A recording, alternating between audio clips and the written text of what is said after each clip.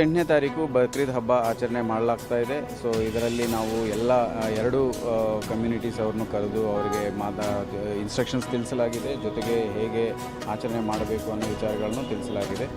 So especially ಈ ಗೋ ಸಾಗಾಟ ಏನಿದೆ, ಕ್ಯಾಟಲ್ ಟ್ರಾನ್ಸ್ಪೋರ್ಟ್ ಏನಿದೆ, ಅದಕ್ಕೆ ಬೇಕಾಗಿರುವ ಇನ್ಸ್ಟ್ರಕ್ಷನ್ಸನ್ನು ನಾವು RTO ಕಡೆಯಿಂದ ಮತ್ತು ವೆಟರ್ನರಿ ಡಿಪಾರ್ಟ್ಮೆಂಟಿಂದ ಅವರಿಗೆ ತಿಳುವಳಿಕೆ ತಿಳಿಸಲಾಗಿದೆ. ಅದರ ಜೊತೆಗೆ ಸಾರ್ವಜನಿಕರಲ್ಲಿನೂ ನಾವು ಮನವಿ ಮಾಡಿಕೊಳ್ಳೋದೇನೆಂದರೆ, ಯಾರು ನೈತಿಕ ಪೊಲೀಸಿಂಗ್ ಮಾಡೋದು ಬೇಡ.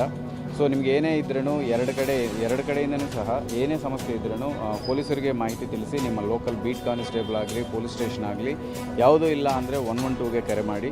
ಇಮಿಡಿಯೇಟಾಗಿ ಪೊಲೀಸರು ಸ್ಪಂದಿಸ್ತಾರೆ. ಯಾರಾದರೂ ಸ್ಪಂದಿಸಿಲ್ಲ ಅಂದರೆ ನಾವು ಡೆಫಿನೆಟ್ಲಿ ಕ್ರಮ ತಗೊಳ್ಳಲಾಗುತ್ತೆ ಅವ್ರ ಮೇಲೂ ಸಹ. ಆ್ಯಂಡ್ ದಯವಿಟ್ಟು ಯಾರು ಕಾನೂನು ಕೈ ತಗೋಬೇಡಿ. ತುಂಬ ಆನಂದವಾಗಿ ಹಬ್ಬನ ಆಚರಿಸ್ಕೋಬೇಕು. ಆ್ಯಂಡ್ ಹಬ್ಬ ಆಚರಿಸೋ ದಿನದಂದಾಗಲಿ ಏನೇನೋ ಕ್ರಮಗಳು ತಗೋಬೇಕು. ಈ ಪ್ರಚೋದಕಾರಿಯಾಗುವಂಥ ಈ ಸೋಷಿಯಲ್ ಮೀಡಿಯಾ ಪೋಸ್ಟ್ಗಳಾಗಲಿ, ಫ್ಲೆಕ್ಸೀಸ್ ಆಗಲಿ, ಪೋಸ್ಟರ್ಸ್ ಆಗಲಿ, ಇವೆಲ್ಲ ಮಾಡಬಾರ್ದು ಅನ್ನೋ ವಿಚಾರ ನಾವು ತಿಳಿಸಲಾಗಿದೆ.